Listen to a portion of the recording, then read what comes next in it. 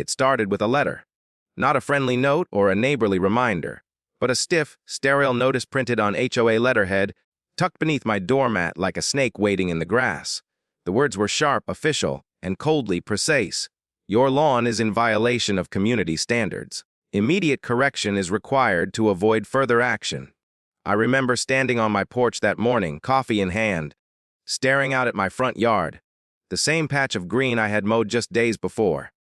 The grass shimmered in the sunlight, healthy and trimmed, though admittedly, it might have been a touch taller than the perfectly manicured lawns of my neighbors.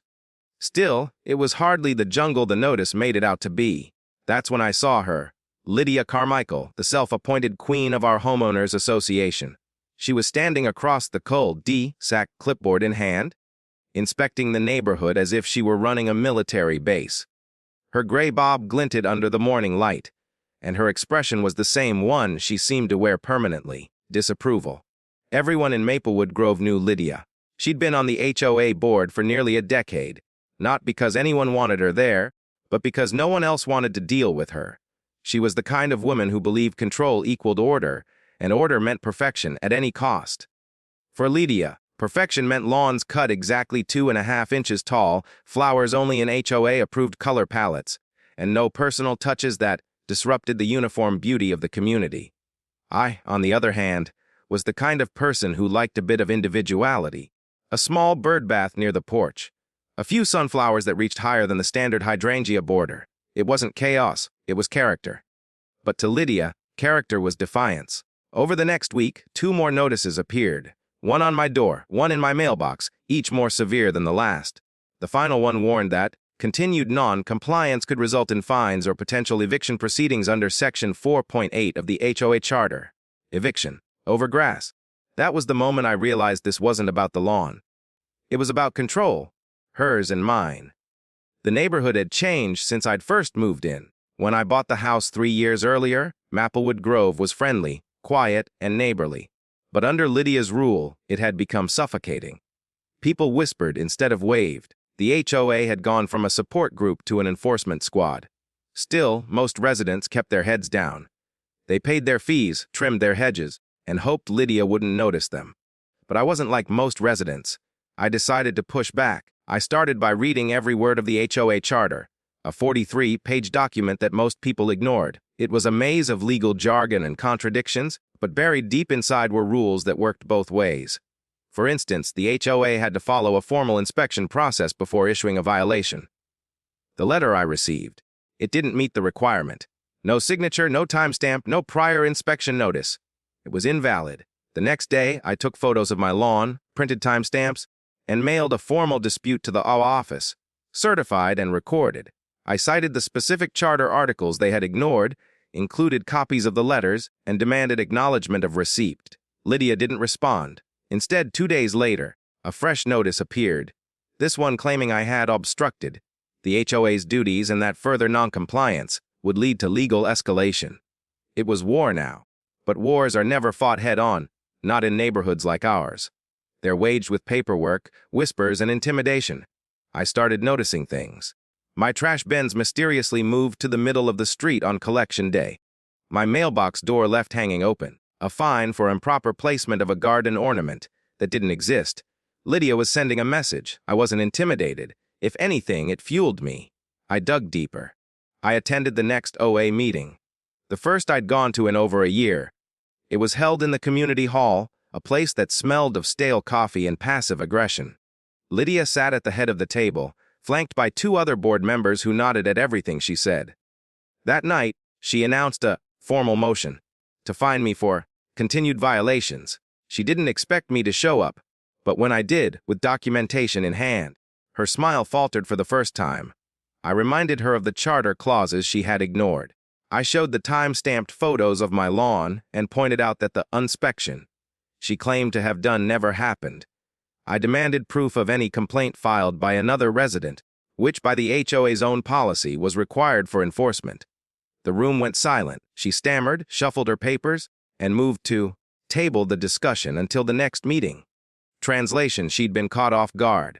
But I knew this wasn't over. Lydia wasn't the kind of person to lose gracefully. If anything, my defiance had made her more determined. Over the next week, she doubled down. Suddenly, there were new rules appearing in the HOA newsletter. Restrictions on lawn decor, limits on plant height, mandatory mulch colors, all conveniently targeted toward the things in my yard. It was obvious retaliation, but I let her dig her own hole. Because by then, I wasn't just reacting, I was building my case. I started recording every interaction, logging every letter, photographing every inch of my property, and compiling a file that could bury her if it came to that. I even reached out to a few other residents who'd quietly suffered under Lydia's reign. One fined for a wind chime, another for a slightly faded mailbox. They were tired too. And for the first time, people started whispering not about me, but about her. Lydia could feel it. Her authority, once absolute, was beginning to crack. The more she tried to control, the more she exposed her own misuse of power. Still, I knew she wasn't done yet. A person like Lydia didn't stop until she was forced to. And I had every intention of forcing her. As I stood on my porch one evening, looking out at the same patch of grass that had started it all, I couldn't help but smile. It was freshly cut, just the way I liked it. Not for her approval, but for mine. The next move would be hers. And when she made it, I'd be ready. It didn't take long for Lydia to strike back. After that tense OA meeting, something in her demeanor shifted. Her usual mask of forced politeness was gone, replaced with the kind of cold fury reserved for people who had never been told no before. I had embarrassed her publicly, and for someone like Lydia, that was unforgivable. Within days, I began receiving notices at an almost comical rate. Each one targeted some new violation on my property. One accused me of using non-compliant edging material around my flower beds. Another claimed my recycling bins were visible from the street. Then came a $250 fine for disrupting HOA operations through aggressive correspondence. It was clear she was weaponizing the system against me. The absurdity would have been laughable if not for how relentless it became. Every morning felt like an ambush. A new letter, a new threat, a new attempt to grind me down until I finally gave in. But instead of breaking, I got smarter. I documented everything: photos, dates, correspondence logs, even the times the HOA truck passed by my house. I noticed that the supposed inspections often happened when Lydia's car was parked nearby. She wasn't just on the board. She was conducting her own unauthorized patrols, trespassing on private property to find anything she could twist into a violation. One afternoon, I installed security cameras. They were discreet but covered every inch of my yard. That decision would later prove crucial. By the end of the month, Lydia's obsession had escalated into something almost personal. She even showed up outside my house during work hours, measuring the grass height with a ruler while muttering under her breath. It was surreal. A grown woman policing blades of grass like it was a matter of national security. The community began to take notice. Neighbors whispered. Cars slowed as people passed my house. Some offered sympathetic looks, others pretended not to see. But quietly, several began approaching me, each with their own stories. A retired teacher fined for a decorative wind spinner. A single mother penalized because her son's bike was visible from the driveway. A family threatened with eviction over a holiday light display that was too bright. All Lydia's handiwork. The pattern was undeniable. She wasn't enforcing order, she was exerting control. So, I decided to fight her on her own battlefield. I filed a formal grievance with the OA's Oversight Committee, a rarely used but powerful mechanism buried deep in the bylaws. It required a neutral hearing panel and a review of the board's conduct. I submitted every photo, every letter, every recording. It was enough to make any reasonable person resign in embarrassment. But Lydia wasn't reasonable. She called an emergency HOA meeting, claiming my behavior had become disruptive and that I was creating a toxic environment. Her goal was clear: to paint me as the problem before I could expose her. That meeting was where things truly turned. The room was full, more residents than I'd ever seen attend. Lydia sat at her usual spot, clipboard in hand, with a smug certainty that she'd win again. She opened with a lengthy monologue about community harmony and compliance culture. But when she tried to motion for my removal from the HOA registry, one of the residents interrupted. It was Mr. Delgado, a quiet man who had lived in the neighborhood for over 20 years. He stood up and asked why the HOA was spending so much time targeting one homeowner when potholes, park maintenance, and community safety were all being ignored. A murmur rippled through the crowd.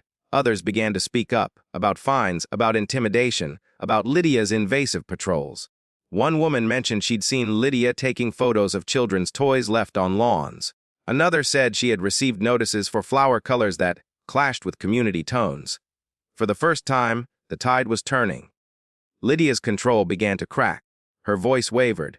Her fingers tightened around her pen. She tried to regain order, but the crowd wasn't listening anymore. Years of resentment were finally spilling out. When it was my turn to speak, I stayed calm.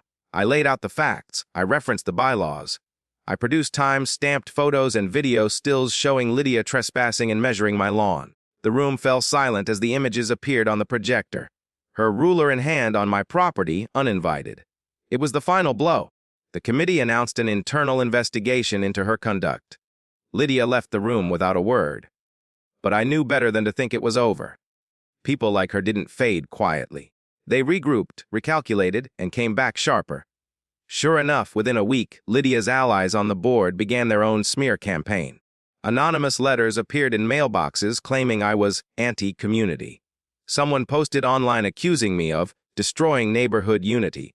Even my lawn service received an anonymous complaint trying to get them to drop me as a client. Petty, transparent, but effective enough to create tension. Still, I wasn't backing down. I began rallying my neighbors, the ones she'd wronged. We started sharing notes, compiling documents, and building a collective record of every abuse of power. Slowly, what began as one man's defense turned into a neighborhood movement.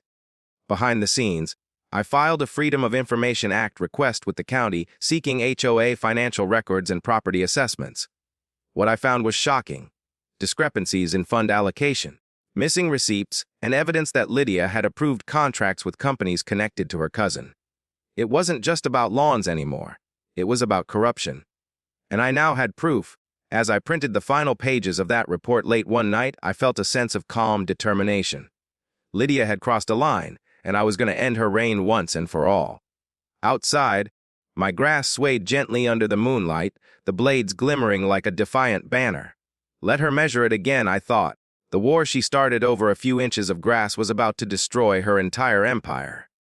The investigation into Lydia's conduct began quietly, but it didn't stay that way for long. At first, the HOA Oversight Committee treated it as a formality, a procedural review to placate the growing unrest in the neighborhood. But as documents started to surface, whispers spread like wildfire. What began as a dispute over grass height had morphed into something far bigger, a full-scale exposure of the OA's corruption. The first crack appeared in the board's financial records. Hidden among line items and service fees were payments to a landscaping company that didn't exist. The company's name, Green Pro Management, appeared multiple times, each time for thousands of dollars in lawn maintenance contracts. But no one in the neighborhood had ever seen a Green Pro truck, and the address listed on the invoices led to an empty lot on the outskirts of town. Digging deeper, it became clear what Lydia had done. She had fabricated service contracts, used the fake company as a shell, and redirected HOA funds to accounts under her cousin's name. It was a textbook case of embezzlement disguised as neighborhood improvement. I presented the findings to the committee, backing every claim with documentation. Photos of the empty lot, bank record excerpts, the overlapping addresses, everything. They couldn't ignore it anymore. Suddenly, the committee was forced to act. They appointed an interim auditor and froze all discretionary spending. Lydia, furious and desperate, began to lose her grip. She stopped showing up to community events. Her usual morning patrols ceased. But when she did appear, she was cold, calculating, watching, waiting, trying to figure out who had exposed her. Meanwhile, I kept building my case. I created a digital archive, cataloging every piece of evidence I and other residents had gathered. Old emails, texts, inspection logs, and even recordings of Lydia's threatening remarks were compiled into a single file. It became the backbone of a community rebellion, something tangible that proved the pattern of abuse we had all endured. The neighborhood began to rally. Where there had once been silence, there was now conversation. People who had been afraid to speak suddenly found their voices. Residents who had avoided HOA meetings were now attending them in droves, questioning every motion, every vote. Lydia's allies on the board grew defensive, stumbling under the weight of scrutiny. They tried to shift blame, but it was too late. The tide had turned completely. Still, Lydia wasn't finished. Her ego wouldn't let her back down quietly. She filed an official complaint against me, accusing me of defamation and targeted harassment. It was her last weapon, the threat of legal action. She thought it would intimidate me into silence. But instead, it backfired spectacularly. Because as soon as she filed the complaint, her financial records became subject to discovery, meaning they could be examined in a legal proceeding. My attorney, a friend who had followed the situation with growing disbelief, helped file a counter motion for full disclosure. Within weeks, her house of cards began to collapse. The investigation revealed not only the fake landscaping contracts, but also unauthorized reimbursements for administrative expenses, including restaurant bills, spa visits, and even an expensive weekend getaway charged as an HOA leadership retreat. The community was livid. People who had once been fined for minor aesthetic issues now realized their money had funded Lydia's luxuries. It wasn't about lawns or fences. It had always been about power and greed. As word spread, local media picked up the story. A small community dispute turned into a headline. OA board member accused of misusing funds. Cameras appeared outside the neighborhood gate. Reporters asked questions Lydia couldn't answer. She tried to deny it, claiming it was a misunderstanding, but the evidence spoke louder than her excuses. It was poetic, really. The same woman who had tried to evict me for grass height was now facing eviction from her own position, and possibly her own home. But as satisfying as it was to see justice closing in, I knew it wasn't over yet. Lydia still had influence. She still had allies on the board who might try to protect her, and I couldn't risk the investigation being quietly buried before it reached its conclusion. So I went one step further. I called a special election. A clause buried deep in the HOA charter allowed residents to demand a leadership vote if a board member was found to have engaged in misconduct. All it required was a petition signed by 40% of homeowners. Within 48 hours, I had over 60%. It was a defining moment. Neighbors who had once avoided conflict were now united. Lawn chairs appeared in driveways, neighbors talking late into the evening, planning, organizing. The neighborhood that Lydia had ruled through fear was now banding together through defiance. On the night before the election, Lydia made one last attempt to save herself. She sent a mass email claiming she was stepping back, for personal reasons, but intended to remain an advisor to the HOA.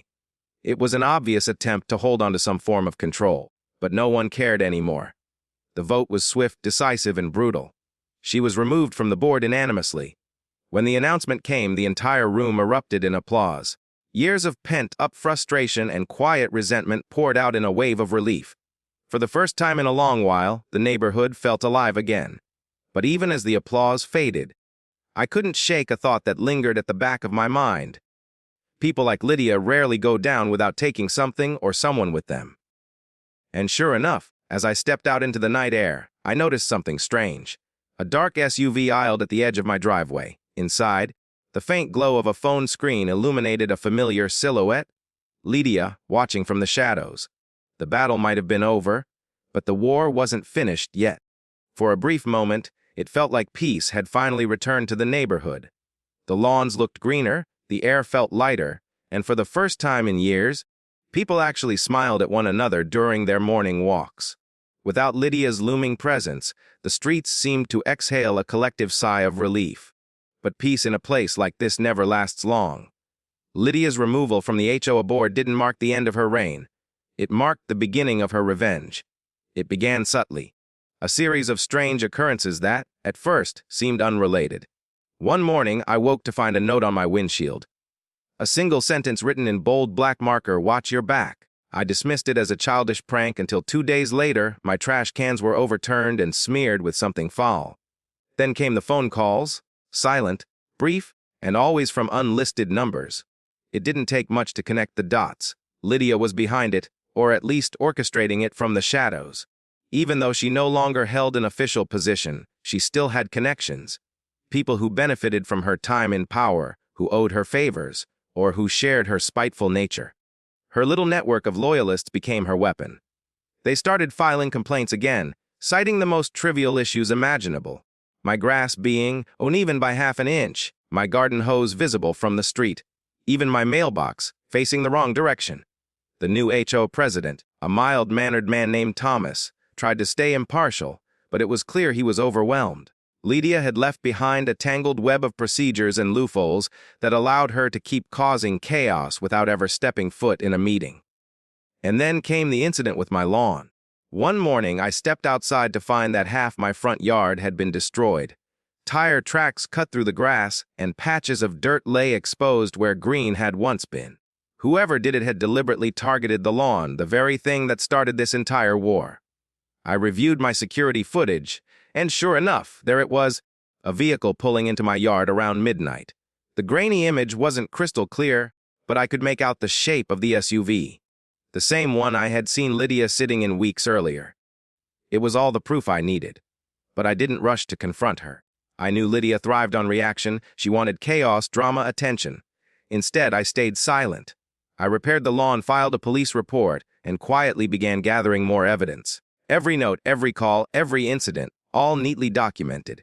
As the weeks went by, Lydia's tactics grew bolder. Someone began spreading rumors that I had falsified evidence during the HOA investigation. Anonymous emails circulated, accusing me of hacking HOA records to frame her. At first, they seemed ridiculous, but then they started gaining traction. A few residents began to question whether I'd gone too far. That's when I realized Lydia wasn't trying to win back her position. She was trying to destroy my reputation completely. But what she didn't expect was that I had allies now. Remember the neighbors she'd wronged? They hadn't forgotten. A few of them had joined me in monitoring her activities. One even managed to record Lydia meeting with a known HOA vendor in a cafe. The same vendor who had been paid for repairs. That never happened. The footage clearly showed Lydia handing over an envelope and whispering something before walking away. I turned that footage over to the investigator still reviewing the HOA's finances. And that's when things took an explosive turn. A week later, Lydia's home was raided by county auditors and law enforcement. The investigation had uncovered extensive evidence of fraud. Not just embezzlement from HOA filings, but falsified tax filings, kickbacks, and misuse of public grant money. It turned out she had expanded her corruption far beyond our neighborhood. The community watched in stunned silence as news crews arrived, broadcasting the downfall of the woman who had once terrorized them over lawn height and mailbox paint colors. The mighty Lydia, who had demanded perfection from everyone else, was being led away under flashing red and blue lights. But even as her empire collapsed, her obsession with me didn't fade. The night after her arrest, I found a letter taped to my door. The handwriting was unmistakably hers, sharp, slanted, and full of venom. It wasn't long, just a few sentences, but it was chilling. She blamed me for everything, claiming I had stolen her life, her reputation, her home. She promised that even if she couldn't touch me anymore, someone else would. I handed it over to the police, but I couldn't shake the feeling that she wasn't done. And I was right. A few of her loyalists began showing up at HOA meetings again, trying to stir up chaos. They claimed the board was illegitimate, that the vote to remove Lydia had been invalid. Their goal wasn't to win. It was to exhaust everyone, to drag the neighborhood back into the swamp Lydia had created. But this time, we were ready. The residents stood together, united in a way they never had before. People who had once lived in quiet fear now spoke up, exposing every lie and manipulation. Lydia's small army crumbled without her leadership.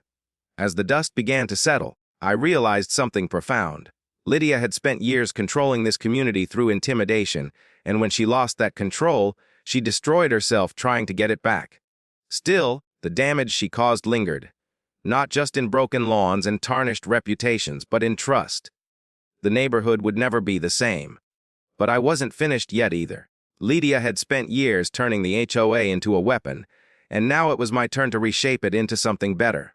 I had a plan, one that would ensure no one like her could ever abuse that kind of power again.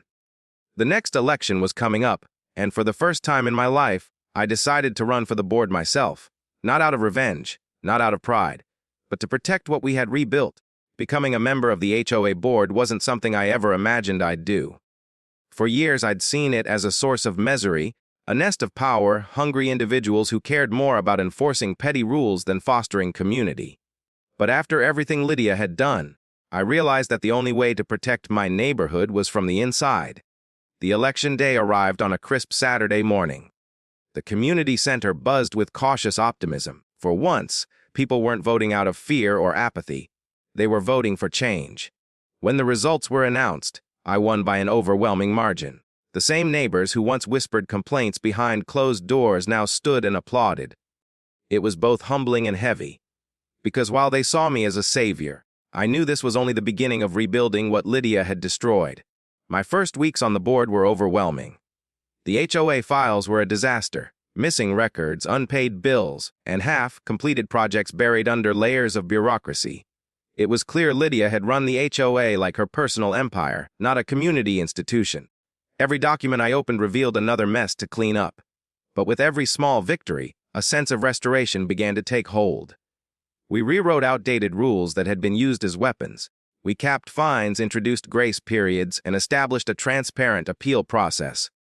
For the first time, homeowners could attend meetings without fear of being humiliated or overruled. The oppressive cloud that had hovered over the neighborhood began to lift. Yet, even as progress was made, Lydia's shadow still loomed. Though she was no longer in the picture physically, her influence lingered in subtle, unsettling ways. Some residents still feared retaliation. Others had adopted her rigid mindset, clinging to the old rules with an almost religious devotion. It was as if Lydia's reign had ingrained in them a need to control, to judge, to police one another. And then, one afternoon, while sorting through archived emails in the HOA system, I stumbled upon something that made my blood run cold. It was an email chain dated just a month before Lydia's arrest. Correspondence between her and a property developer. They were discussing plans to rezone part of the neighborhood for commercial use. According to the messages, Lydia had been preparing to sell off one of the Greenbelt areas, a strip of land that bordered several homes, in exchange for a consulting fee. That Greenbelt wasn't just a piece of land. It was part of the neighborhood's storm drainage system. Selling it would have caused major flooding during heavy rains. The deal had never been finalized, but the developer's last message was chillingly vague. It read, "We'll move forward once you secure board approval, as discussed." That meant there might still be a legal document out there, something binding that Lydia had hidden away. I spent the next several days digging through everything. Paper files, old digital backups, even external drives that had been left behind in the HOA office. And eventually, I found a draft contract, unsigned but dangerously close to being executed. If that contract had gone through, dozens of homes would have been affected. It wasn't just corruption. It was sabotage. I brought the evidence to the rest of the board immediately. Everyone was stunned. Some were angry, others frightened, realizing how close Lydia had come to destroying the entire neighborhood for personal gain. We knew we had to take legal action to nullify any trace of that deal. The process took weeks, involving lawyers, city officials, and environmental inspectors. The developer, once confident and dismissive, backed off the moment the media got wind of Lydia's prior arrest. When the story broke, the headlines were brutal. Former HOA leader's secret land scheme uncovered by resident turned reformer. The neighborhood celebrated again, but I didn't feel victorious, just relieved. Because beneath all the chaos and corruption, what I wanted most was peace. In the following months, we rebuilt not just the systems, but the spirit of the neighborhood. The annual BBQ returned. Neighbors who had stopped speaking to each other began to reconnect. The sound of laughter replaced the constant complaints. I even started to enjoy tending my lawn again. The same patch of grass that had once symbolized oppression and defiance now represented freedom. But just when I began to believe the nightmare was finally over, something unexpected happened. A new letter arrived in the HOA's mailbox. It wasn't signed, but the handwriting was unmistakable. The same sharp, slanted strokes that had haunted me months ago. The letter contained a single sentence: "You think it's over. You've only seen the beginning." At first, I thought it was a prank, maybe from someone trying to stir up old drama. But when I checked the return stamp, my stomach dropped. It was postmarked from the county jail. Lydia was still there, still watching, still scheming, and that's when I realized. This story wasn't just about revenge or justice. It was about control. Lydia had lost everything, but she wasn't ready to let go. Even from behind bars, she wanted to remind me that she could still cast a shadow. I locked the letter away and didn't tell anyone. The community didn't need more fear. But deep down, I knew this wasn't truly over. Because people like Lydia don't disappear. They wait. And sometimes they come back. The morning the storm hit, the sky had a strange, almost metallic tint. The air was heavy, the kind of stillness that comes before chaos. It felt like a fitting backdrop to the final chapter of the war Lydia had started long before she lost her crown. Months had passed since I received her letter from jail, and life had mostly returned to normal. The neighborhood was thriving under new leadership. The lawns were vibrant, fences freshly painted, and laughter had returned to the streets that once echoed with petty arguments. I thought Lydia's ghost would fade with time, but like all relentless forces, she had one last move left to play. It began subtly, an anonymous complaint here, a rumor there. Someone started spreading lies that the new HOA board was misusing funds, that I had replaced Lydia only to follow in her corrupt footsteps. Old resentments resurfaced like weeds after rain. I recognized the tactics. Lydia had always used paranoia as her weapon. Then came the sabotage. Files disappeared from the HOA office. Meeting notes were deleted from the system. Flyers appeared in mailboxes accusing me of destroying the community's standards. It was almost poetic. The same language Lydia once used to justify her tyranny now turned against me. When I traced the digital trail, I discovered something chilling. The emails spreading the false accusations came from a new account, but they had been sent from inside the HOA office Wi-Fi. Someone within the neighborhood, someone trusted, was doing Lydia's bidding. At first, I suspected one of the remaining old guard members of the board, people who had been loyal to Lydia for years. But the truth was far more insidious. The mole wasn't a board member at all. It was a resident, someone Lydia had mentored before her downfall. Her name was Carol, a quiet woman who lived a few houses down from Lydia's old property. She had always kept to herself, but she had a certain admiration for Lydia's discipline. She'd been visiting Lydia in jail for months, smuggling out information and helping her wage psychological warfare on the neighborhood. Carol had become Lydia's proxy, her eyes, her hands, her lingering presence. When the truth came out, it split the community in half. Some residents wanted to press charges against Carol immediately. Others, wary of conflict, begged to just move on. But moving on wasn't an option anymore. Not while Lydia was still orchestrating chaos from her cell. I realized I needed to end this once and for all. So, I gathered everything, every document, every letter, every trace of Lydia's influence, and prepared a full report for the county housing authority. I wasn't just defending myself anymore.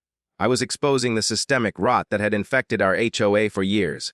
The investigation that followed was brutal. The county reviewed Lydia's past cases, her fines, her illegal contracts.